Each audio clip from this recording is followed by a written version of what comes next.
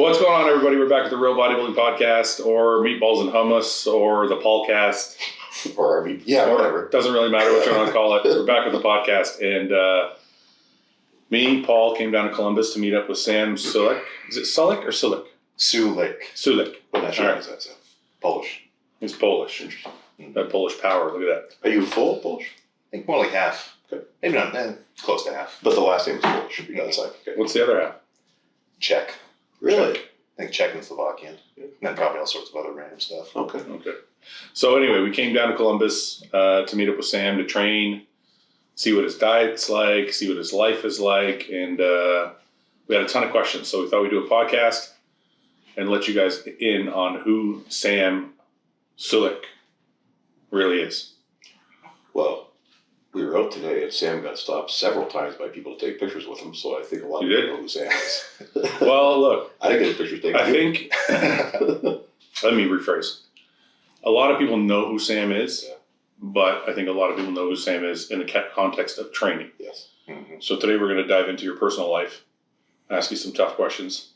We're going to ask you some tough questions about your training methodologies. Should have a safe word. What? Should have a safe word in case Sam gets uncomfortable. Pineapple. Pineapple. Say if you want to say pineapple, we'll stop. I'll keep that in mind. They probably won't respect it. So like I said, I think, and then also our demographic, like the hostile demographic is 25 to 45. They may not know Sam as well as, Sam's demographic, which is primarily like 18-24. Yeah, he's more in the 18-24. So there's a lot of people, I think, that want to learn who he is outside of training, and a lot of people just want to learn who he is, period, and why he became a hostile athlete. So for full disclosure, for those of you who don't know, Sam is a hostile athlete. He signed on about a month ago, and things are going great. So, Sam, I'm going to start by asking the main question that everybody's been asking me, is Sam going to compete? Does Sam want to be a pro, or does he just love lifting and that's his passion? I'd say probably pretty much just a combination of both, right? Like my main goal, even this whole time back when I was like, 180, 190, right, was to eventually compete, right, turn pro. But, I mean, that's such a, ambitious thing. Like that's kind of far into the future. So I pretty much just narrow down my focus into the training. Mm-hmm. Like I hardly even think about the competing aspect. Really what I'm trying to focus on is just getting a huge pump, actually hitting my calories, stuff like that. Yeah, well, I think a lot of people that are asking that question are used to us signing pros or top amateurs that are already competing and want to be pro. Mm-hmm. And when I saw you, I was like, okay, he's not competing yet, but this is somebody who could be a standout when he does start competing. And I think the people that are asking that question sometimes forget that when you're 21, you're trying to get to a place where you feel comfortable competing. Would that be accurate to say? Yeah. Like do you want to build your body to a certain place before you're like, okay, I'm ready to step on stage? I don't think it's even so mental as that. Like it's not like I'd be uncomfortable at a lean, like, 190, way back then. Yeah. But it's like, if I've got as much time as I want to prepare, I want to get crazy first so that it's almost no question, hypothetically. So I've heard people say that before. I've heard people say like, oh, I want to wait till I'm going to destroy everybody. For a lot of people, that's a fear thing. Like, they maybe use it as a justification to not get on stage. Oh, yeah, it doesn't seem that way with you, though. You just feel like you're just taking your time. So you don't have you're not doing it for any doubts or whatever. You're just being very methodical. Thank you. Well, that's why I got you here. That's why I'm here. Hopefully I can't pronounce words properly when I step in. Yes. So you're being very methodical in your approach to the ultimate goal. That's kind of like the way you planned it out. Yeah. Okay. So when you do start competing, what is the goal? Like, because I was under the impression that you wanted to be like an open class bodybuilder that just dominated that. But then you told me today that you would like to start classic. Yeah. So what does the ultimate like game plan look like? So, I mean, I've pretty much always kind of had like classic in mind, but like the guys I was looking up to, like Kevin LeBron, those guys way back, like Flex Wheeler, like they're huge, 20 something inch arms, but their waist was trim.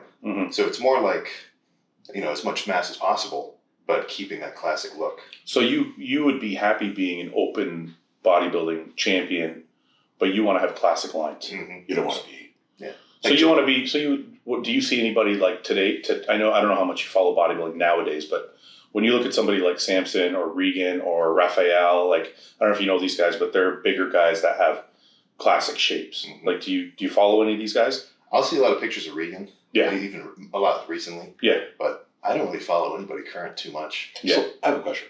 So you said your early influences were Kevin Levrone and Flex Wheeler. You weren't even born yet when those guys were competing. Oh, I mean, like once I was starting lifting, like watching Machiavelli motivational Yeah, guys like that. Okay. That was the stuff I was looking at. Okay. But that's funny because when I started training, my immediate influences were people that were competing that day. Right, me too. Like when I started training, it was like Dexter Jackson, Chris Cormier, Jay Cutler, like, because they were competing like at the time when I started, Ronnie Coleman, like, so it's funny that you started and looked back to that. So is it those physiques that you admire? Is that why? It's probably like obviously the physiques too, but they had a lot of personality. So just watching the videos, Yeah. like the old training they were getting into it, like the motivations, like that I really kind of connected with. So is it the connection? Because the way you train is very raw and passionate. Mhm. I guess are the best two words I can. It's ruthless, really. So is that style of training? Is that nowadays? I feel like a lot of training is very sterile. Mhm. It doesn't really have a lot of emotion involved. It's very like Scientific. science. The science book is, and I don't want to knock science. Look, I think science is great. I think I think you can marry both worlds. Mm-hmm. But I feel like people are eliminating the one world, which is very emotional and instinctual. Oh yeah. So is it the emotional like ruthlessness of the '90s style of training? Is that what drew you to bodybuilding? I mean, it's probably more so the look. Okay. Right? But honestly, like the way that they went about it, like discussing it and how they felt in the gym, like that's pretty motivational. But when I go in, that's not necessarily my mindset. Because I mean, at this point, you know, some days obviously you're like on it, and ready to throw some shit around. Mhm. But for the most part, the one thing I'm trying to think about, even if I'm just pretty mellow, is just trying to go as crazy as possible on every set. Yeah. Effort style. Yeah. What drew you to it? Like when you first saw your first, like who was the first bodybuilder you saw? Like this is obviously the standard question, but I really am curious. Like, because you told me you were a diver before. Mhm. So is that professional diver? Is that competitive diver? Is that hobby diver? Like, what is that? So that was competitive. I've been doing that since I was like, 5 or 6. Wow. Because during the summer, right at the pool, they've always got a summer league. Mhm. So we'd always go there doing the diving. So that was just pretty much what I came up with. But I did that into high school and then did that for the first year at college. Mhm. But by then I'm already about 3 years into the lifting. Yeah. And balancing that with like the diving, lifting, and the practices, I pretty much had to pick one, right? So when you, Instead of balancing 2 at once, Yeah. where you probably never get super good at either. Yeah. I want to pick the one I really like. so when you say diving competitions, you're talking like Greg Louganis, like, Maybe not that national level. This is more like collegiate. yeah, but same we're, thing. but we're, Yeah, but the that's same the thing, style. flips in Yeah. the water. Yeah. So you could do flips and twists and like all that shit. yeah. But he's got to be the first bodybuilder to come from a diving background. Yeah. Yeah, What's the highest platform you've dived from? So I'd go off the tallest one, the 10 meter, Really? but I was never doing stuff off of that. Oh, you're I was just straight. Yeah, the springboards. Yeah. That's always what I was on. So did you have any aspirations to go towards the Olympics, or were you just like, No. this is just a hobby? Well, at that time, since that was like what I was doing in school. Yeah. I almost, when people talk to me in the gym, I'd almost say the lifting was a hobby. Yeah. Because I was like putting the diving first. Yeah.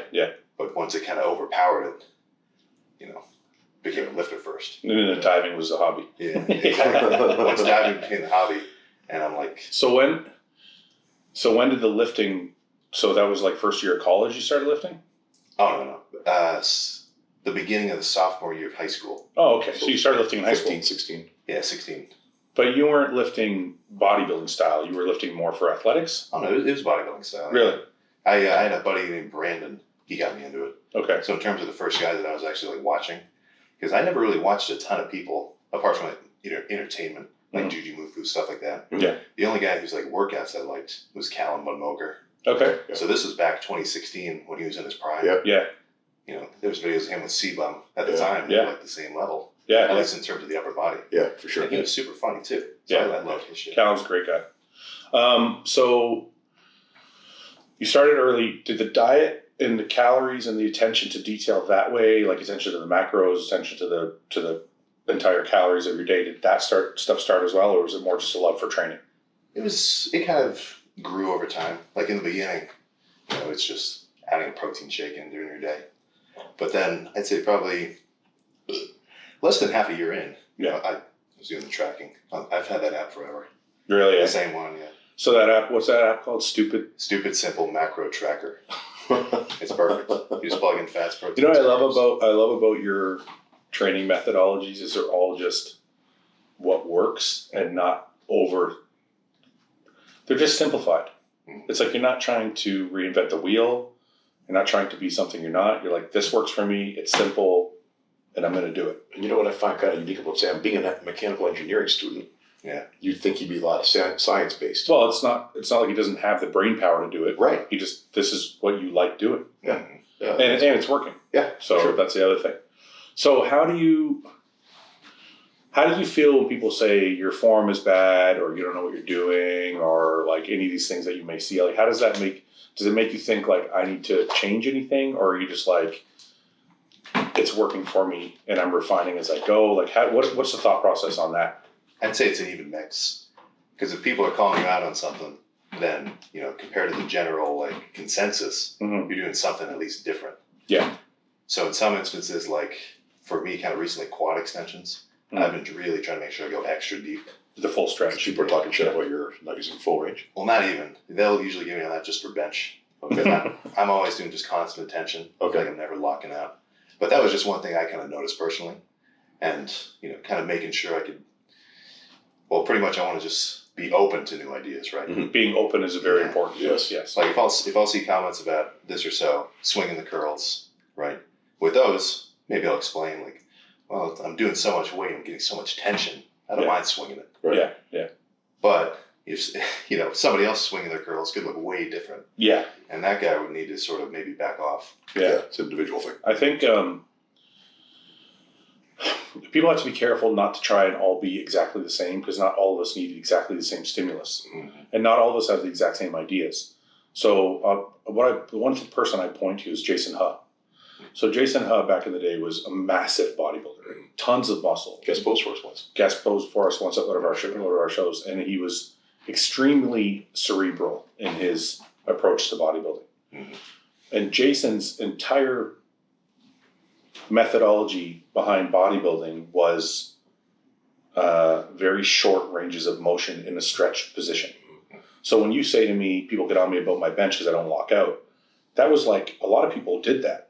And I actually did that. And like John Meadows would do that. And like, because a lot of people believe in that the stretched position is where you're getting the most out of the muscle. Mm-hmm. And Jason, I remember one of his things was he wanted to be in that really tension built spot in the middle where you're not extended all the way, but you're not in a risky spot either. You're right in the middle, and he would pump the muscle in that spot.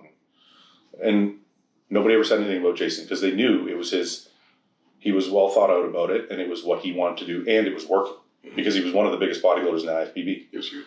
So all I'm trying to say, I guess, is you're right. It's good to keep an open mind, but also be careful, because if you're doing something that's working for you, you don't want to change it. Yeah, you might want to be like.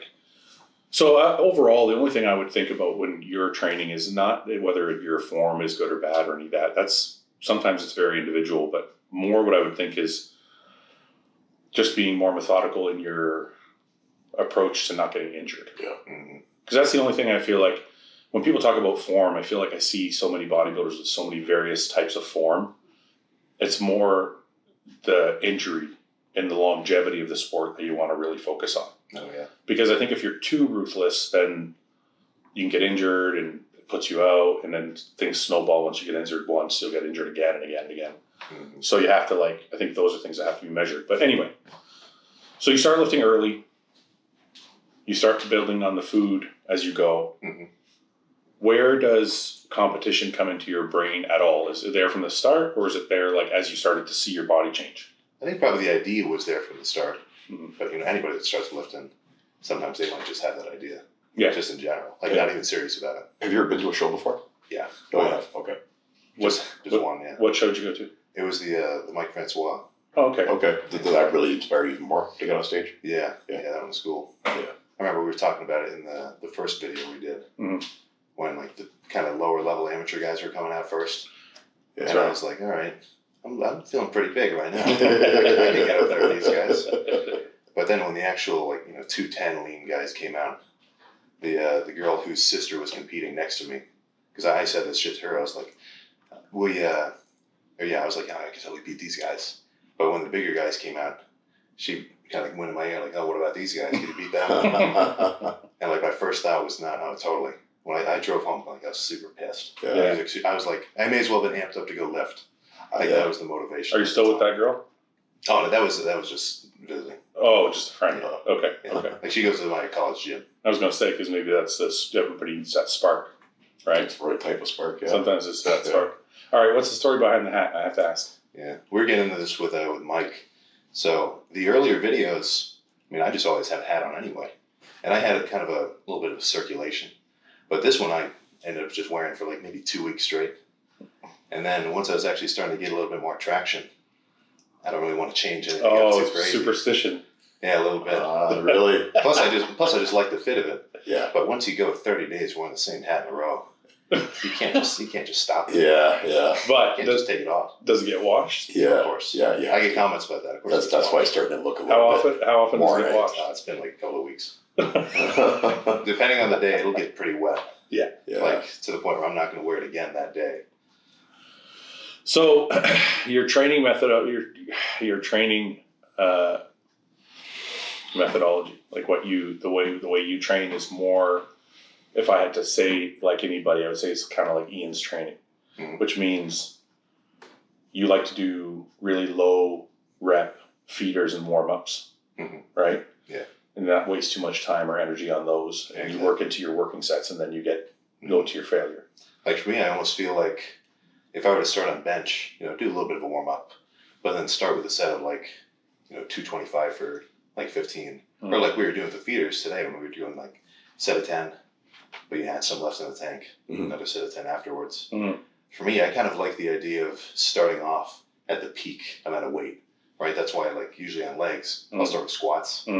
That's way more tension on the quads than leg extensions later on. Yeah. Chest, always the heavy pressing. Back, usually heavy rows, stuff like that. I wonder if that'll change. This is where, because when the first day we came to train with you, you started with barbell rows. This is where what I said like 5 minutes ago will come into play for you when it comes to longevity. Because one of the things that's going to beat up your joints more than anything is going into the gym and your first exercise being a heavy squat or a heavy bench press or whatever heavy compound movement, because your joints aren't warm, your muscles aren't warm, like nothing's really ready. Even if you've done some mobility work, I don't feel like it's the most advantageous for long-term joint health. Yeah. And then after more wear and tear over the years. Because I think the thing is this, we all did the same thing. Yeah. Me and Paul did the same thing. I start bench press every workout. Yeah, we'd be like, I got to start with bench, man. That's one of my strongest, and I can put up like 450 or whatever the fuck it is. But that's not really bodybuilding, because if you did like a machine press first and you got your body warm, you got your joints warm, you got everything like going good, and then you got into your bench press second, you're going to bench a little less weight. You're not going to bench 4.5. You're going to bench 4 or 3.5, but you're still going to tax the muscle just as much, if not more, because it's already pre-prepped from an exercise first. So now you have longevity plus potentially more stimulus. Yeah, I can see that. So that's kind of where that thought process, that's where like that conversation came into play, is like, so how much weight can you keep adding? Like I definitely think for me, I'm never going to be doing like on a good day, nice, well rested, carved up, like 405 on the incline. That could be like 8 reps. Yeah. But I couldn't foresee going heavier than that. There's squats. I've been pretty much calling it at 5. Yeah. Right. Like like you're saying, there's almost no point going heavier than that. Yeah. Strength is infinite. Like Ian was talking about it recently. Like he doesn't lift the weights that he used to lift, and he still lifts very heavy comparatively. Yeah. Well, and the other thing is, I don't think, I just think you eventually, when you do reach your strongest point, if you want to put it that way, you're going to have to find new ways to make that strongest point harder. Yeah. And for a while, when I was still like really healthy and strong, we would squat second or third. because we're like, okay, I'm not squatting 5 plates anymore when I'm doing it third, but my legs are way more fucked up because they're so pumped and swole from like leg extensions, leg press. Now I'm getting into the squat. I'm not squatting as much, but I'm getting way more out of it. And it's healthier for my knees and all that. So anyway, so that's your methodology now, is to get in, go right for the thing you're going to be the strongest at and attack that thing. What's after that? Do you do any pump work, or do you just keep trying to go heavy on everything else? No, so it's pretty much just a transition. So like I just explained this. I was sitting there for like 10 minutes to do the pose down after a chest day. Yeah. Like it's not necessarily important that I'm doing the incline bench versus whatever other kind of pressing movement. But for chest, just as an example, like I'll always start off with heavy pressing. I wouldn't want to start off with flies. No. Okay. I mean, maybe we do that sometimes. I was thinking, As a- picture of a dumbbell fly. I would want to start with that myself. No, not a dumbbell. I was thinking Cable fly. flags, yeah. Yeah. Because in my mind, just having a fresh chest, right, I think you could benefit from at least decently high tension. Yeah. Right. But the first half, even if it's not like insanely heavy, that's where I'm focusing more so on sets where I've got like constant tension, like a lot of weight. Yeah. And then, after maybe 3 sets of that, like pyramiding down, because let's say I do 365 for a set of like 10. The next one I could maybe get 7. So I'll drop it down 315. Then, probably stay there. So you drop to 315 so you can still get 10. Yeah. Okay, I got you. I wouldn't, pretty much I don't like doing below 8. Okay. Like everything, Yeah. including squats. That's good. I think that's a good. I've done sets and squats where I overestimated the strength. I got 5 reps. Just instantly just got up, took a plate off, made it into a drop set. Okay. What's your thought process behind that? Why do you feel like 8 is the magic number for you? It just kind of because Just a little bit arbitrary. Well, no, I know it's arbitrary, but is there a thinking behind saying like, is 6 too low and you feel like it's not enough hypertrophy, or is it like Yeah, I guess maybe it's dangerous? Like what is the thinking? probably not as much like muscle growth. Yeah, But honestly, I mean, sets from that's fair. 5 to 30. If you go hard, I mean, you're stimulating whatever. Yeah, for sure. Yeah. It's more of just kind of a preference, I guess. Yeah. No, I don't think that's wrong to say at all. I think some people like a little bit more volume. Yeah, so I would want to start off chest, first half, heavy pressing, 8 to 12 reps ish. But then, by then, I'm sore. I'm fatigued. Yeah. So then I like moving on to more squeezing movements. I got you. Right. So I could do the same pressing movement. Like I could start off on the hammer strength press. Yeah. Go super heavy, however many reps. Go do incline, go do Smith. But then come back fatigued, lighter, and focus more so on squeezing. Okay. I got you. So really the beginning of the lift's more so like heavy, kind of like I almost reference the sets as like just trying to move the weight around, right? Keeping a lot of tension. Right. Like that'd be like doing rows with the whole stack versus maybe half the stack and getting like way here. The full squeeze. Just Yeah. really squeezing. Yeah. Like that's what I feel gives me the best pump at the end. So It's it's like almost back off sets almost. So it's almost like your training's instinctual. Like you're in there and you're like, okay, these sets I'm going reckless on just to move weight and still feel the weight, obviously, but like I'm going to move weight.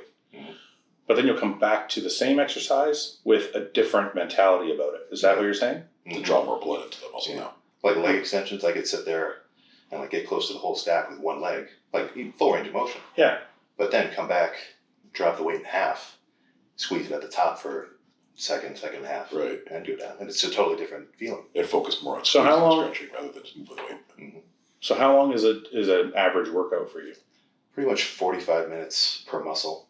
So I was doing the Arnold split for a while, right? Like chest and back, arms, and then legs. But by the time I'd finished chest, back, it's too much. Yeah, for sure. So chest and back get their own day. Yeah. But, so those days are just, 45 minutes, right? After the warm up, because I'll sit on the cables for, 10, 15 minutes, gotta drink some water, whatever. But from the first working set to the end, probably about 40 minutes. So your pace is fast. Like you're not sitting around, you're not taking long breaks. I don't really count it. I kind of just wait till I feel ready. Once you can breathe. But I'd say probably 2 minute rest period max. Yeah. I don't know. That's fairly It doesn't sound like you're getting 2 minutes, man, if you're done in 45 minutes. You know what I'm saying? It sounds like you're getting less because we're like that. Like once we've caught, like today, you saw how we trained. It's kind of like everybody just went when it was their turn. I feel like it was like a minute and a half, maybe. Yeah. Today felt quick. Yeah. When you used to train with a partner, like I've been used to train with Fouad for so many years. So the odd time where Fouad's gone away now to train by myself, it's hard for me to You have gauge to force how quick yourself. to go. Yeah. Because I'll go too quick And then there's also a point where you're going too fast. Yes. And you're losing strength too. So maybe I should bring a timer next time. Yeah. But it feels like, well, I guess I don't know how long it feels like. It's weird. I don't think there's I know people say, well, the longer the better. I don't really do a time thing. I'm like, once I've caught my breath and I'm ready to go, When I you feel go. recovered. Yeah. I think it depends on the set. Right. And It depends on the exercise. Squats can take longer, right? That's right. I'll sit down for 5 minutes before even starting to unrack the squat. That's right. Before even moving on to the next move. You're right. If you're squatting, that's why I say the number's like not really that important. Because if you're squatting, you need 3, 4, 5 minutes to catch your breath. Whereas if you're doing like a tricep press down, you can be ready in 45 seconds. So, okay. So let's talk about food, because your food theories are very interesting to me. And again, I'm not being disrespectful in any way, because I think what you're doing works for you, and I actually really like that it's your own style. But I just have some questions. Can break down. So, because I know people watching this are going to have the same questions, so I have to get them out, right? Okay, so today we did your full day of eating, and we did, you based your full day of eating on calories, not macros. Yeah. Is that accurate to say? Yeah, pretty much. But the protein macro was one that you have an eye on. Yeah, that's what I'm always watching. Yeah. Okay, so we can say that a staple of your diet is that you need to get 1 gram to 1.2 grams of protein a day. That's for sure, like in your diet. But your fats and your carbs are not fixed. Yeah. Is that how it works? Yeah, pretty much. Because I don't have like planned meals, so it's almost the same thing as how I approach the workout. It's not like a specific thing. It's just basic guidelines. Like I want to get a ton of carbs in before the lift, like multiple hours before, just so I'm nice and full. Yeah, we used to train. See, now we train early, but when I was trying to grow, we used to train like at 6 or 7 o'clock. Because I get like 4 or 5 meals in. Yeah, that's when I feel my strongest, the best pumps. Yeah, but now we're just tired. Tired and sore. Get sleepy around 6. Yeah. Okay, so I'm mesmerized by the fact that you don't focus in on the carbs or fats, and they're I don't want to say arbitrary, but they're not fixed, and your body doesn't, like, you don't seem to gain fat. So do you think that's a symptom of your diet and how you have it set up, or is it more of a genetic thing? I definitely don't think it would be the diet. I think it'd probably be more so genetic. Like it's always been kind of harder for me to get like really soft. Okay. But then, couple, some morning cardio in there too. That's going to help a little. But I wonder too, because Sam trains hard. Yeah, of course. So that has a lot to do with it too, I think. His body. I know, but so we've always trained hard. But if I ate like he ate, I'd be fat. Yeah, but when you were 21. I'd be fat. I ate like he ate when I was 21. I was fat. Yeah. But were you training as hard? That's how I got my nickname. Yes, I was training. I've always trained this hard. Like even today we trained together. Was it easy? I don't know. Yeah, so from 20 to 44, I've trained hard. But I think certain body types just, you know what I mean? Like Ian's like that. Yeah. I bet you Ian would have a hard time getting fat. Yeah. Right? So I think you're right. The training intensity matters. But I also think your body type is probably... Like I probably just got a higher maintenance calorie, obviously. And then my appetite isn't too much higher than that. Like if my appetite was, 1.5 times more than this, then it'd be easier for me to get fatter because I'd be able to eat more food. Right. But right now, like pushing it up to like today-ish on a constant basis, like that's a lot of effort. Yeah. Have you ever been fat or chubby? Not really. Okay. Definitely no more than maybe 12, 15. When you're doing your when you're doing your YouTube videos and your TikToks and stuff, more so your YouTube videos because they're more explanatory. Yeah. When you're doing YouTube videos, are you advising or are you just explaining what you're doing? Kind of an even mix, I think. Okay. Because like, for the most part, when I'm talking about something, it's in the context of, so I like doing it like this. Right? And then sometimes if I say something a little outlandish, like for curls, later on in the lift, pretty strict, full, good form, whatever. But in the beginning, I like throwing around, upwards of like 75-pound dumbbells. Yeah. And the last couple of sets, I'm like kind of swinging it. Yeah, yeah. So in that sense, I'm like, that's how I like doing it. You do whatever you want. Yeah. Yeah, you're not supposed to give people advice on your videos. You're just, you're doing your thing. So you're basically just showing people what you do and advising them on how you do it. But you're not necessarily telling them you should do what I do. Yeah. Like, it's kind of rare when I'll point out something where I'm like, okay, this is a pretty much proven thing people should be doing or you should be looking at. That's one thing I always talk about, the calories. So you're not going to gain weight if you don't eat enough or lose if you eat too much. So when you consider yourself giving advice, it's something that you're very certain is going to work or going to help anyway. Well, depending on what it is. Yeah. Like, if it's something where I'm like, okay, this is pretty much proven, thermodynamics, when people say you don't need to count calories to lose weight. That's foolish. Yeah, you need to like stuff like that. I'll be like starting with. Yeah. But other than that, it's like you were saying, just kind of showing what I do. But is that because you don't really have an interest in coaching or teaching people? You just want people just to see what you're doing, or is it because you just don't feel like you're qualified yet to give advice? I don't know. I guess I never really thought about the videos as being, for the advice per se. Yeah. Well, because when I look back at videos I liked watching, right, they hardly ever talked about what they were doing or why, right? Like, I'd see a full 30-minute workout, and they'd show all the sets. Yeah. But in between, they're just talking about whatever. But it's more just like being a fly on the wall and watching this person. Yeah. Yeah. So that's what I take kind from of the just videos. kind of explaining what I'm doing in between. Right. Not as and then tutorial. however people take that. That's just I think one of the things that you're in a position that you might not realize or don't see the gravity of is you have a massive fan base. And I think that fan base is looking to you for instruction. So whether you like it or not, people are taking your word as advice. So if you don't want them to, I think you have to be clear in saying, this is something that works for me, might not work for you, but I like doing it, blah, blah, blah. That way you're clear. Because the reason I ask that is, I don't know if you would advise somebody to eat the way you're eating. Because like I said, if I ate the way you ate, I would probably get fat. That's kind of why I haven't made any kind of dieting video. Okay. I just kind of keep that part to myself so far. Well, when people see the full day of eating, they're going to be like, what the fuck is going on? Then I see pose. Like, how did this guy get this big doing that? I know. Yeah, you wouldn't guess. So you don't think that technique that you're using is necessarily beneficial for everyone? I think that, for, let's say, a large sample to recreate that, I'm not so certain the results would be so beneficial for everybody. Yeah, I think you're a genetic outlier. But the one part of your diet that I do think is for everybody is what you were saying earlier, because we were briefly talking about Sam's diet earlier. You were saying about you've seen gains over 5,000 calories. When you go over 5,000 calories, that's when you see those scale change in your body change. But I feel like even let's say 4,500 is your maintenance. Let's say somebody else tried doing 4,500 and only focused on the protein. I do think a calorie is a calorie when it comes to weight. So they might still be able to maintain the weight you're maintaining. But the body composition is the part that freaks me out. Yeah.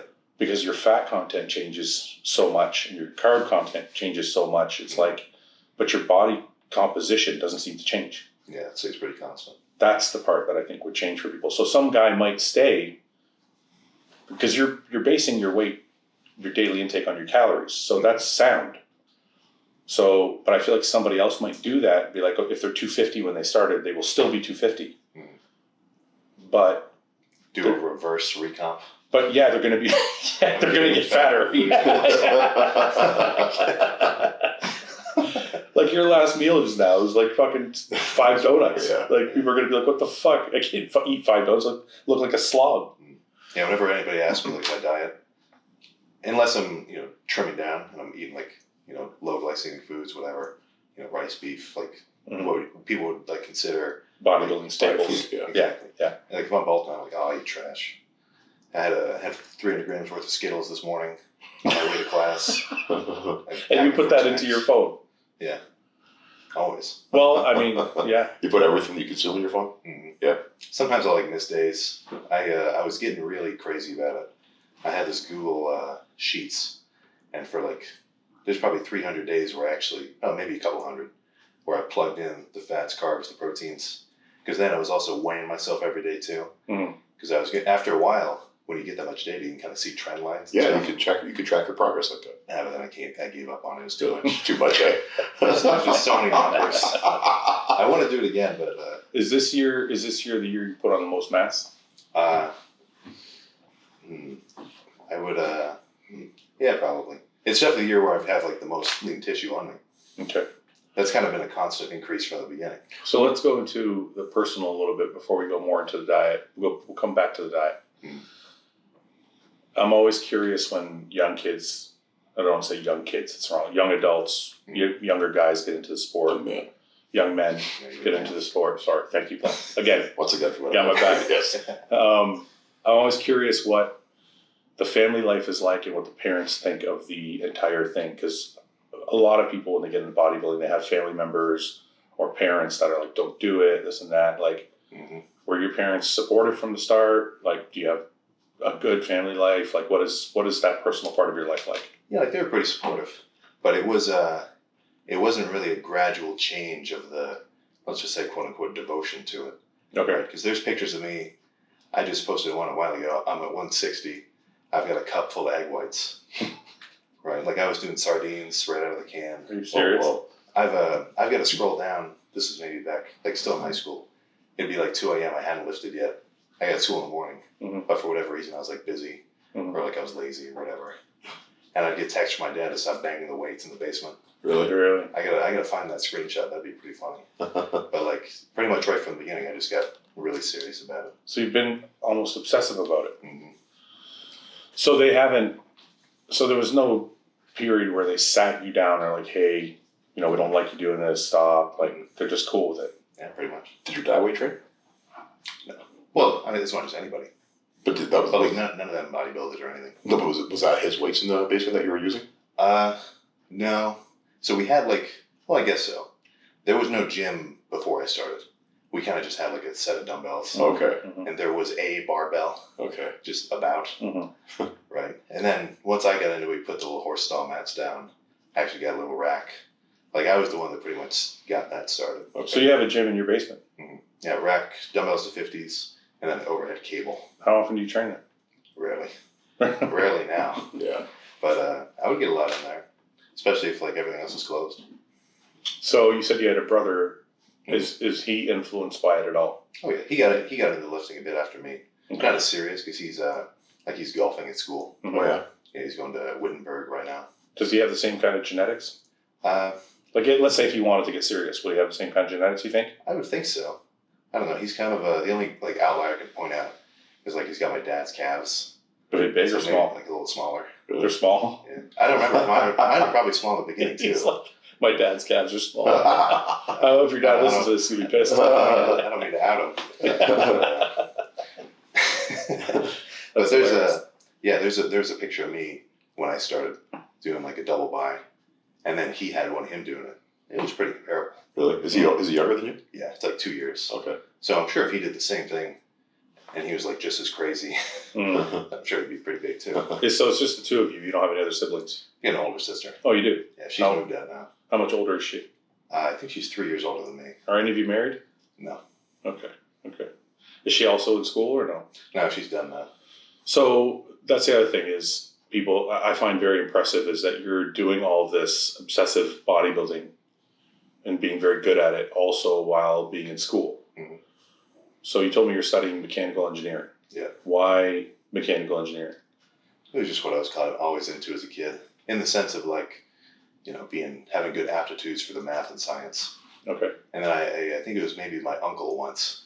He was either a professor or something. And as a kid, he's like, oh, you got to do mechanical engineering. So for whatever reason, that was in my mind. Mm-hmm. So that's just kind of the path I followed. Like no advanced history or English in school. It was always like the chemistry and Math physics. and science. Yeah. Like That's very applicable. Mm-hmm. But that's the crazy thing, right? Like you said, he's the math and sciences, but he's not the science bodybuilder. Right, I know. Which is odd. You didn't expect him to be more But scientific. he did teach us today that 1 millimeter is the same as 1 gram That's right. I did learn that. in weight. Just ask some questions about that. You're still skeptical. Guy's a fucking engineer. You can't be gotta believe somebody. But yeah, we'll talk about it. Let's bring that up later. Yeah. Okay, so school, and you're almost done, right? Yeah, one more year. One more year and you're done. But you're not going to do anything with it. Yeah, Bodybuilding's taking over. it's looking like it, honestly. But- Then why are you finishing your last year? Well, I'm just asking if you don't see yourself staying in that field. It may be sunk cost fallacy, right? So it's like, Sunk cost fallacy. what is that? yeah, I don't know. That's like if you're a gambler, you Okay. put in 1,000, you lose it all. All right, well, I already put in 1,000. What is the Now I rest? might as We'll well finish it finish off Yeah, now. yeah, yeah. Yeah. Yeah, no, I think it's a great thing that you are Already finishing it off. Like already 3 years done. Yeah. And then I don't think there's too many classes left. Yeah. Like I've got one semester and then maybe a little bit of something. Like Because how I mean, much? for me, the bodybuilding, like the actual, like even right now going to work and stuff, the training's just in the evening. I Mhm. can eat whatever during the day. Mhm. Right. Apart from doing like stuff like this where we're actually going out, recording, Yeah, yeah. like it doesn't take up too much time. So, is a lot of the way you set up your diet have to do with your schooling? Like it just makes life easier that way? Convenience. Like let's say you weren't in school, you didn't have a full-time job. Mhm. Would you still eat the way you're eating, or is it more out of convenience? It's definitely out of convenience. Okay. Like I'm that- sure I'd be like when I'm at home, like on the weekends, cooking a ton of steaks, Yeah. right, a ton of eggs, whatever, stuff like that. So that makes a lot more sense. Yeah. Because you can get a jug of milk fucking anywhere, Exactly. right? Because like today you consumed who knows how much fucking milk. Gotta be half 2 gallons. gallons at least. But yeah, like Yeah. the way you eat, now that I think about it, if you were out all day long, Yeah, you would never have a fucking problem finding like a way to fit in your yeah. macros. When I first started working at my current job, like I wasn't used to working such a long day, so very early on I had to adjust to it. I need a lot of bars at work just because they're convenient for me. But Yeah, the after I adjusted, oh, they're shit for sure. No, but you're shitting your pants, you're farting all Yeah, day. there's a lot of bad things about it. Yeah. But then after a while, I learned different ways to prep eat better. stuff. But yeah, Yeah. So it kind of depends. Like when I'm at work, we can stop anywhere. Like you can just stop at a gas station and get whatever you want, like lunch. But at school, I mean, if I've got to kind of commute to class, I'm not going to be coming back to the house for like 20 minutes just to leave again. Mhm. So I'll prep some stuff. You didn't ever stay in a dorm at school? You always stayed home? No, it was a dorm first. Okay. So dorm, and then I'm in an apartment. But they're all like the same proximity. Sorry, what school are you at?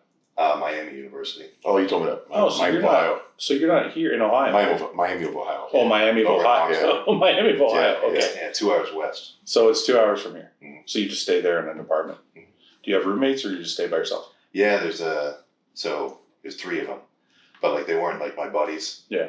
Everybody's just kind of random. Well, everybody just keeps to themselves. Yeah. Okay. There's 2 new ones this year. I haven't met them, or yeah. So I'm sure they'll be cool. So you guys just rent a big house. Yeah, it's like 4 bedrooms in the top, 2 bathrooms, and the kitchen bottom. you guys aren't friends, so they don't train or anything? Like they don't Yeah, I guess not. do they know that you're like a superstar fucking prodigy? I'm sure they'll catch up on it, but like for now, like they don't even know who I am yet. Yeah, they probably know Like the realtor's probably looking for 2 more schmucks to throw in there with us. Well, as your typical engineering student probably isn't a bodybuilder. Yeah. It's probably kind of nerdy. Yeah. One of the guys. That's very no, I don't like that stereotype. Well, Computer. What? Whiz. I'm waiting for you. Computer whiz. Just definitely not until like just stuff You like switched from nerdy to computer whiz? That was the comparison? It's getting late for what I could think of a better word for it. That's fucking funny. computer whiz. It's funny. So what? Okay, so school, mechanical engineering, and then you also work. Mhm. So what do you do at work? What is your work? So I'm a crosswalk painter. That's what I've been doing. Is that for the city? Yeah. Okay. So, every year we pretty much go across the whole city and repaint the crosswalks. Is that just a seasonal thing? The summertime. Oh, so it's summertime you They're go. having trouble finding anybody to even do it, Really? Yeah. Why? just because I don't know. It's everybody's- hot. Kids don't want to shitty fucking work outside. anymore, maybe. and Yeah. people just want to work at sheets or whatever. Yeah. But my boss Aaron, he's super cool. So I do that with my brother. Oh, We've been doing that the last 2 years. I've done it this is my 3rd, but me and him did it for the last 2. We're just in the truck hanging out all day. That's cool. Probably pays pretty well too, a city job. And it's For a whatever, student. for the seasonal. Yeah, right, yeah. For the seasonal worker, it's whatever. That's one of the that's one of the things I'm most impressed with. Because think about it: school, work, bodybuilding, And all the social media. and then too. yeah, that's because I worked and was a bodybuilder too, and I think a lot of people do when they start out. Mhm. But then you add on the social media content part that you do every single day, which Yeah, at least the YouTube. I want to touch on social media. because you have this wild channel that's like got 400,000 subscribers and growing weekly. Mm. When you started the channel, did you expect it to be this big? Did you want it to be this crazy channel, or did you want to just document kind of your journey as a bodybuilder? Like I was hoping that it would like, blow up. Like that's what everybody wants. Yeah. But I definitely wouldn't have foreseen it being this big, like this quick. Like the kind of the exponential growth that's kind of just constantly surprising me. But like in the beginning, like I was just doing the TikTok. That was like just 6 months of that. Mm-hmm. So no talking to the camera. Those were just like the little workout reels with some kind of caption on top. And after about 6 months of that, I'd start getting comments that were asking to see the training. Mm-hmm. So once I started seeing enough of those consistently, and they would have replies like, "Oh, when is this going to start?" Yeah. That was kind of like pushing me towards starting the YouTube videos. And I was even kind of reluctant to start the TikTok Okay. because the same reasoning with like waiting to be big until competing, I kind of had the same thing with the social media. Like So you were thinking like, I got to be big enough before I start my social media, like physically? Yeah. Well, maybe not so much as like a need. Like I wasn't like worried about posting pictures when I was like, 190, whatever. Like honestly, looking back, I think when I was still, that small, if I posted the same stuff, I think it still would have got some traction. But in my mind, I wanted to have something impressive first. Okay. Kind of give you some credibility. Was there like a certain point or like a certain video that you noticed really took you off on TikTok or anything? No, it was the same thing as the YouTube. It just kind of gradually picked up. But what actually got me to start doing them was there's 2 guys that go to my school, Mm-hmm. and over one summer, they built up a TikTok like 400,000 followers. Oh, really?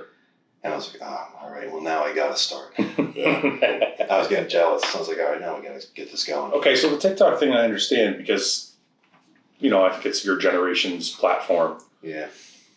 But I think more so, my question is, why the YouTube? Why is it the way it is? It's like so raw, just on your phone. There's no edits. It's just like you training, you talking. Why did you decide to do it that way? And how did you know that would work? Because nobody else is doing that. Yeah. I guess I didn't really know it would work per se.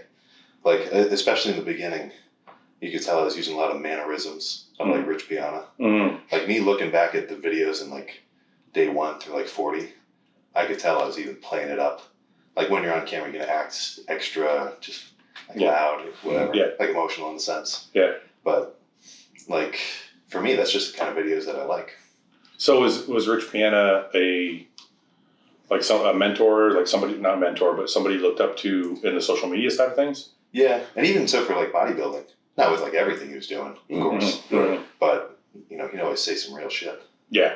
He didn't hold anything back. Exactly. So I think in that sense, I took a lot of that because like the stuff that I'm talking about, it's pretty unadulterated in terms of just being about training.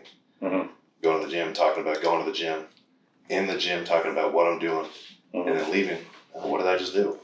What am I going to do the next day? Like it just kind of like stream of consciousness style just comes really easy for me. You were saying something to me today about, well, before we move to that, why though did you not think, like a lot of people when they say I want to start a podcast or I want to start a YouTube channel or I want to do training videos or whatever it is, content-wise, they think it has to be this overly produced, the best equipment possible. Yeah. Like, look, this is all stuff I bought for the podcast, right? So it's like, you're like, no, I'm just going to do it on my phone and I'm not going to edit shit. Like, was that a conscious choice or was that like, I want this to be my style? I guess it was kind of conscious. I didn't really have like a style exactly. I think maybe I had a vision of what the videos would be like, but then actually putting it into practice, like I just get tired of seeing a workout video where it's just all like hyped up music, just training and like what maybe a set, and then 3 minutes of talking about how crazy you're going, or like just artificially hyping it up. Like I kind of like the idea of showing more so like the real side of it, genuine. Because I mean, this has been. It's like day 190 pretty much. Yeah. There's only 150 videos because in the beginning I was going to do one every 6 days, but I kept getting comments that were like, just post it every day. Do more. Do one every day. And I was like, do you guys really want to see one every day? I didn't think that they would come back every day after day in the beginning. But that's the most exciting part is because people are watching you transform. Mhm. So it's not like, I think it might be different if you were a 35-year-old bodybuilder and you already peaked, Mhm. and maybe it was the same stuff all the time. Yeah. But you're changing daily. Your thought processes are changing. Your body's changing. Your diet's changing. Like, so it's really interesting, I think, to people to see, because a lot of us will be on the podcast and we'll talk about what it's like when we were 20, Mhm. but nobody filmed it. Yeah. Yeah. So it's almost like people are watching you progress into this. Yeah, like that's now. Yeah, the maturity of it, you know? Like, I definitely like the fact that, you know, the formative years were already kind of done, not for anybody to see. Yeah. Like, in the beginning, I didn't really have a plan of doing any social media. Yeah.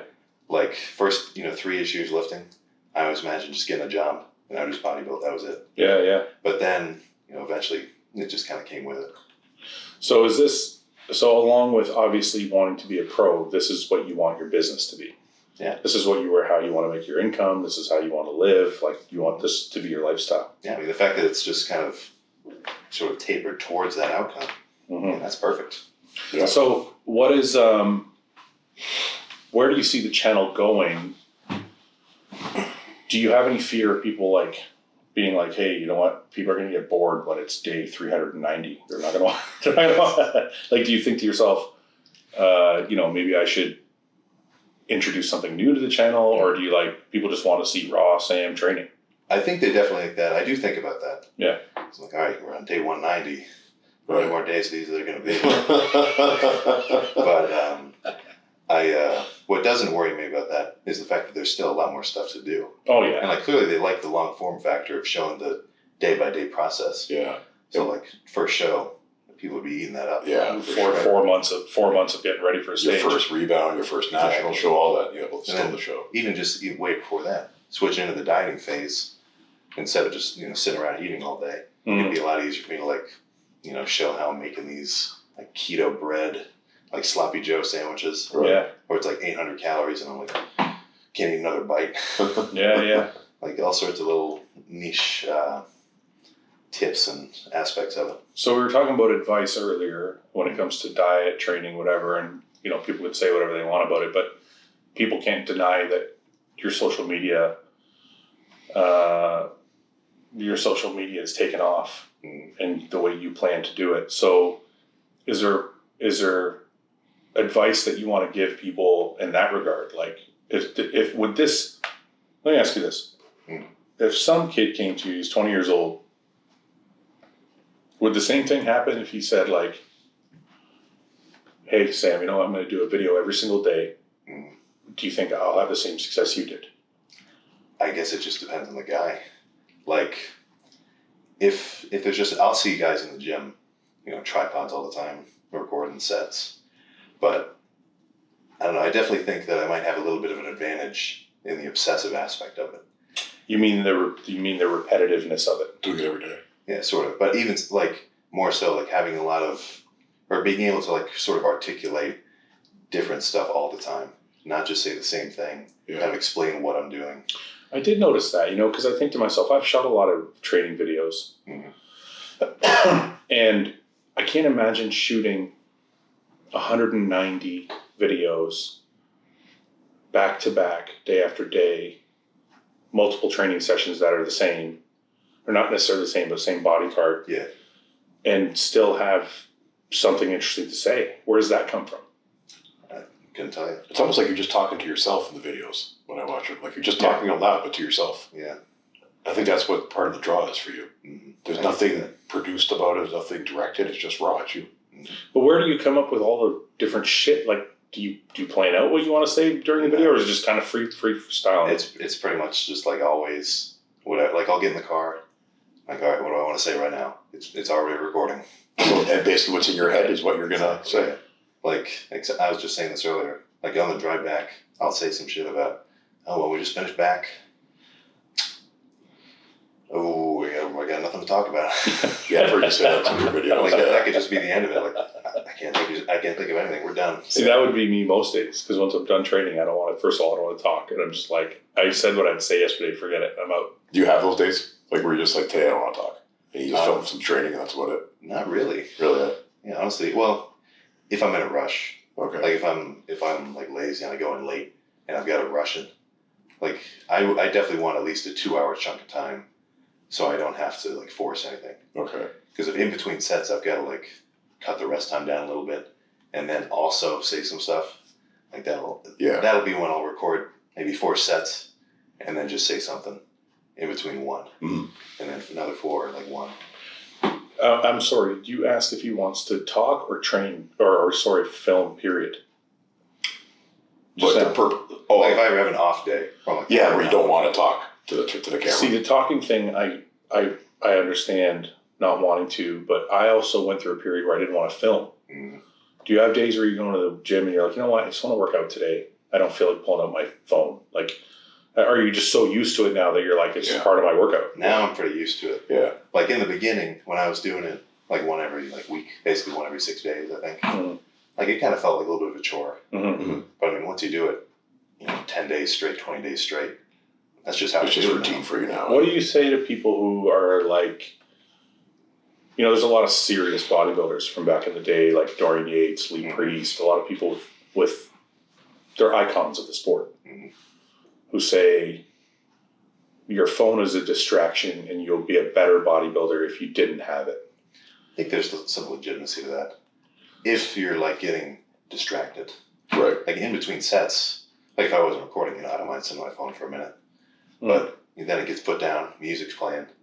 I got 10 seconds of like huffing and puffing before the actual set. Right? Like if the work's there when you're actually doing your sets, but I don't mind talking to everybody. You're not on your phone texting your buddies. You're on your phone filming yourself. No. He just said that he doesn't mind the scrolling or whatever. Okay. Yeah. But what I was going to ask is, see, I noticed is some people, like when I train, I can't stop. Yeah. If I stop, I feel like, because I train on emotion a little bit, or I think emotion is probably the right word, or energy. So I feel like when I stop, I have to restart that engine. But there's some people, like if you look at like, Ben used to tell me stories about Luke, where he would deadlift like fucking 700 pounds, but then sit down and like return messages on his phone for a little while. Yeah, I'm not like that either. I'm like, me and you are the same that way, where we have to keep moving, right? Yeah. So I kind of agree with Lee and Dorian, but it's also like, I think it boils down to more of a mentality. Because I think some people can turn that switch on and off, like when it's time to do the work. And you probably can train yourself to do that too, mentally, to a certain extent. Do you ever train alone? You always train alone? Ever train a partner? Pretty much always alone. Always, Like, I like training with people around me. Yeah. I like having dudes who are lifting at the same time. Feed off the energy. Exactly. Yeah. Like if I see someone do his own workout and he does a crazy set, maybe I want him to come spot me and watch, give me some partials, whatever. But yeah, I always like going alone. If I see like usually a group of 3 or like 4 like high school dudes, I'm seeing a lot of standing. Oh yeah, for sure. Right. Talking. Like if one of them really wanted to go hard, he wouldn't be circulating, waiting for a 4-person rotation. Right. No. Yeah. No, you can't really train 4 people. No. Maybe once in a while for, I think 3 is even like, we had a good workout today, but like 3 for legs is perfect. But, shoulders, small muscle. Yeah. It depends on the weight too. If you're unracking and you have to re-rack in between everything, then that could also make it a bit tricky. Well, I just find like today there was some single arm stuff that Sam wanted to do that I was like, no, we shouldn't do that because there's 3 of us. If everybody's got to do a single arm movement, you're like, fucking, you're standing there for like, take forever. Yeah, you're gonna do a different workout. So that's why I think some workouts lend themselves to 3 people and some are 2. 4, I just don't. Yeah, on legs are kind of, you got extra personnel loading on those plates. I think if you're having fun, like we've done training videos where like it was me, Samson, Ben, Justin, and there's 4 of us. And so it's more of a fun training session, but I think if it was a regular basis, I couldn't do that. No, I would want to do that on a regular basis. Yeah, you know what I mean? We used to one time. We used to have 3 of us at one time. Yeah. Yeah, but that's, like I said, that's kind of normal for legs. Yeah. So, Sam, what do you think about, we were talking about money earlier, and I was amazed at your maturity for a 21-year-old. Yeah. You don't care about gadgets, you don't care about cars, you don't care about fucking vacations. Like, what? Much. Is that how you are with everything in life? You're just very like, no bullshit, this is what I only need what I need. Yeah, pretty much. I definitely think I've kind of gotten a little bit more minimalistic as of late. Mm. Because like, you know, in the beginning of lifting, yeah, sure, totally into lifting. Mm. But of course, you know, I love just random shit too. Mm. But now, I mean, like basically the plan every day isn't like just go about the day. It's like, all right, let's wake up, get some meals in, go do whatever else I have. Like just the normal day stuff. Mm. That's like on the back burner. That's like just in the way of the meals and the training. Yeah, but I feel like that's why bodybuilders buy shit. Yeah. Yeah, because it's what you just said. So I know exactly what you mean. I've said this before in videos and stuff. It's like when you're bodybuilding, it's like you always have a ticking clock in your head. The next meal or whatever. No matter what you're doing, you're like, when's my next meal? When's my training session? What's like you have this running recording in your mind going. You could be doing. I could be out for lunch with my wife, and I could be like, when's the next meal? When's the training session? Right? Like that ticking clock is always rolling. Your day's planned around that. Yeah, so I understand that 100%, but I also think that's why bodybuilders just buy shit. Yeah. Because they don't have the time to go enjoy life. So they're like, we'll buy some Jordans, I'll buy a watch, I'll buy a car, I'll buy fucking, and that's kind of their leisure time, I guess, or the fun thing they did. Yeah. Does that make sense? Yeah, I can see that. But you don't have any of that. Yeah, not too much. You're just living in the moment. You're like, I'm fucking training, and that's what I like doing. It's like, I know what I like. Gotta buy some new Converse every so often. That's right. That's the training So clothes. Chucks, my man knows. Yeah. So Chucks are the go-to, no Jordans. Yeah. Let's just be a personal thing. I don't know. No, that's cool. I got both, but I was forced into it. Yeah. Ian got me stuck on the Jordans. Really? Well, I bought Jordans when I was younger. I used to buy a lot of Jordans, and then I got into my Chucks, and I started wearing all Chucks. And then Ian was like, "You need some Jordans," so I fucking got some Jordans. Nothing. Okay, so what do you want to do with your money? So let's say you have the most successful YouTube channel there is, which you're getting there, and you're making boatloads of money from your contracts, and you're winning shows now. You're a pro, and what is it that you want? What's the end goal for Sam? Honestly, I can't even imagine it. Like I don't know. I can't even think of something specifically. No, I'm sure to get some kind of house or car, or whatever, normal shit. Yeah, but you don't have you're not like a fancy car guy. Not specifically. No, Like I'll see something drive by and I'm like, oh, that's kind of cool, but I'm not But you talking don't about give the a make fuck. and model. It's like whatever. Well, yeah, right now you're driving a Toyota Camry, aren't you? Exactly. Yeah. Gets place A to B. It's perfect. Yeah, hey man, I'll say he's a lot like you. Yeah, I'll say when it comes to cars. Paul doesn't give a shit about flashy stuff or like new shiny toys. Like he doesn't give a shit, right? No, very few things like that. But that's because you got kids. Even before that, I was never materialistic for it. Remember when I played first base, I drive a fucking Pontiac G5 with automatic door. I don't know if you know what that is, but it's a little Econo box. He's too big, Paul, but he was big. He was big back then. He's Well, not. there was a time when Fouad lost his license. I had to pick him up in it too. And he was like 320 pounds at the time. That was like I 305. could barely turn the wheel in the front seat. And he was Honestly, 250. We're sitting in this little fucking box. I had to throw the wheel like a bus because I couldn't get my arms around it because it was too close. Okay, what about women?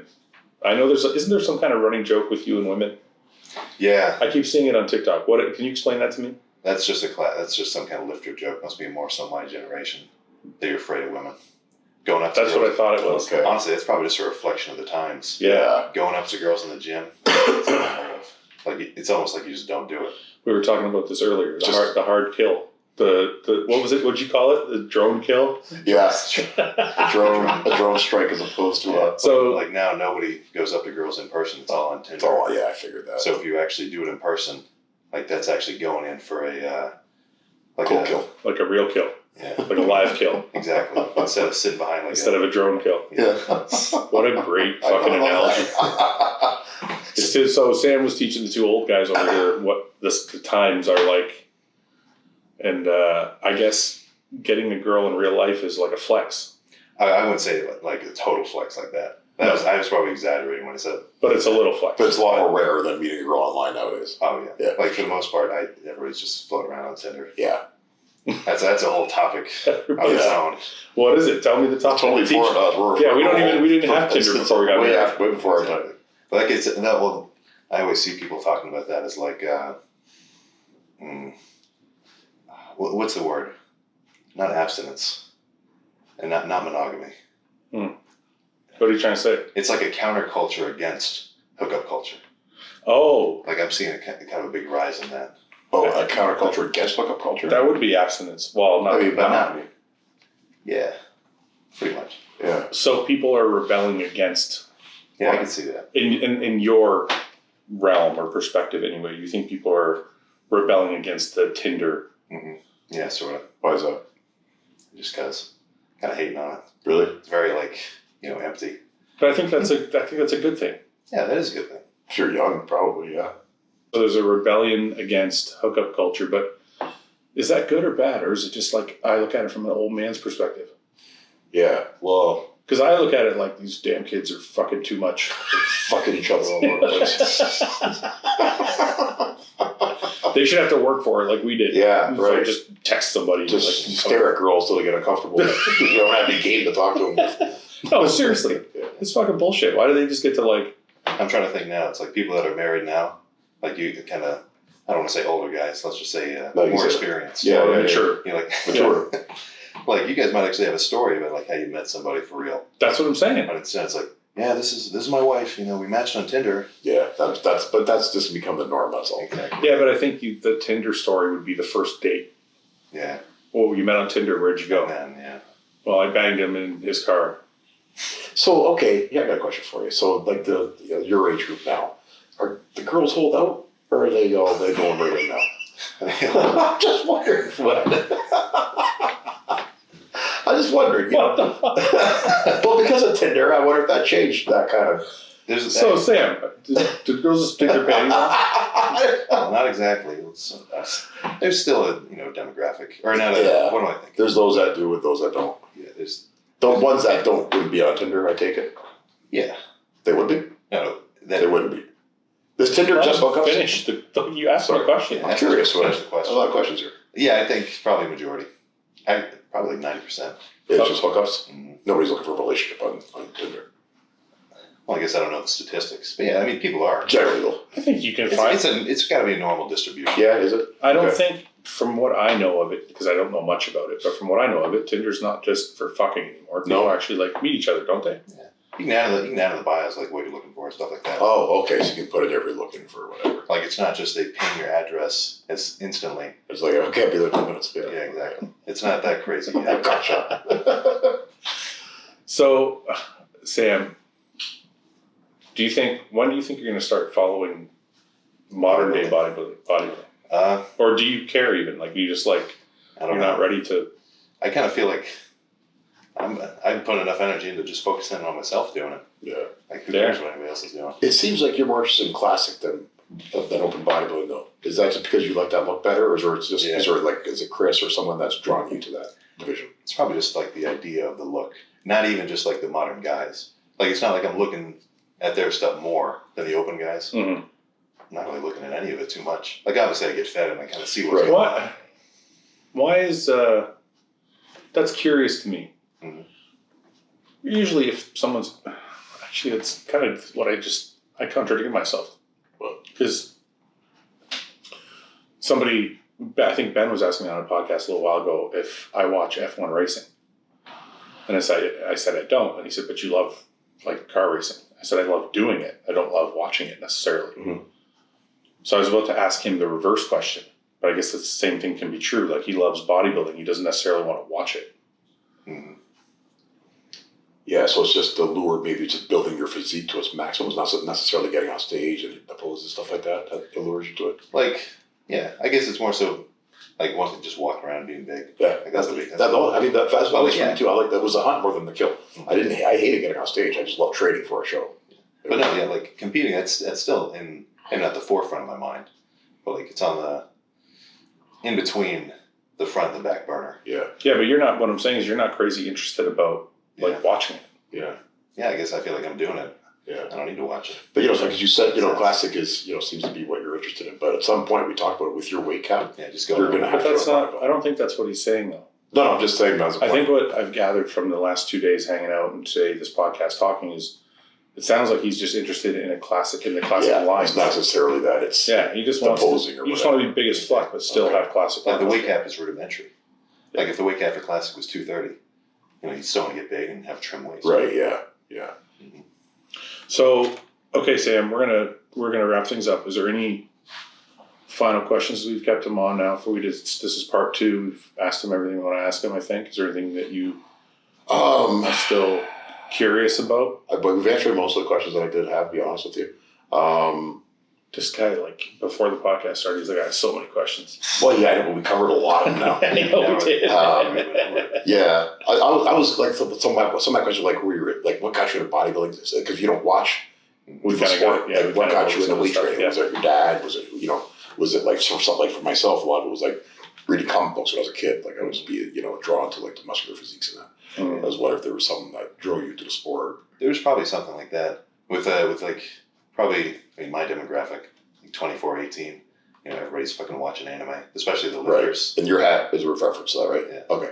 This isn't like a muscular show. This is just one. But most of the characters are muscular, aren't they, in those shows? Yeah. So that's got to be a part of it. I could definitely imagine that. Yeah. So Sam, are you going to be coming on the podcast a little bit more often with the other guys? Because Ian and Mike think you're awesome and kind of remind you of themselves as well. Yeah, that'd be sweet. So yeah, and I think actually one of the last questions I want to ask you before we go is, are you open when you train and people give you advice? You said keep an open mind. Mm. Are you always open? Because someone like Mike is like, he said to me one day, he's like, I'd love to get my hands on that kid. Is it Paul? No, not Mike Israel, Mike Van Wyck. Yeah. Because Mike's kind of a fucking autistic when it comes to training. He's got just a different eye than everybody else. Yeah. So he's like, I'd love to get my hands on him. He's young and fresh. And so I was like, well, let's see if we can work it out. So are you open to working with some like different people and learning different things and like all that? Yeah. Like I like today, like I wasn't trying to put too much input into the lift at all. Yeah. I was following what you guys were doing. Yeah. Right? But let's say if at the end of that I was like, all right, well that sucked. Hypothetically. Did you think that in your head? He's going to go tell his friends. No, We text your girlfriend, these guys. He's like, these old motherfuckers. Yeah. Like if somebody's got legit credibility, we're like, all right, yeah, tell me what you're doing. I'll go through it. Yeah. Like make sure to listen, tips, whatever. Does but that- at the end, I'm like, okay, I like my way better. Yeah. Well, you have to. No, but that's anything. That's part of having an open mind, though, is trying exactly. other stuff. But it doesn't mean you have to do it. Mm-hmm. All right, so we're going to wrap up there, guys. Thank you for watching. We delved into Sam's life a little bit. I'm sure you guys are going to see him more often on the podcast. Sam, is there anywhere they can reach you other than YouTube, which everyone's following you there? TikTok, Instagram. Instagram is going to start rolling more. Is there anywhere else? That's the big 3. Is there anything people should look out for? Merchandise, like anything you got in the works? Not yet. It's more so hypothetical. It's being Planned out. Formulated, maybe. Formulated, okay. That might be a little while. Okay. Paul, anything you want to say before we go? No, it was good to learn more about Sam today. Last time I didn't get a chance to talk to Sam much. You hardly said anything. Yeah, so it's good to learn more about you today. Okay. Awesome. Thank you guys for watching. We'll catch you guys on the next one. I hope you enjoyed it.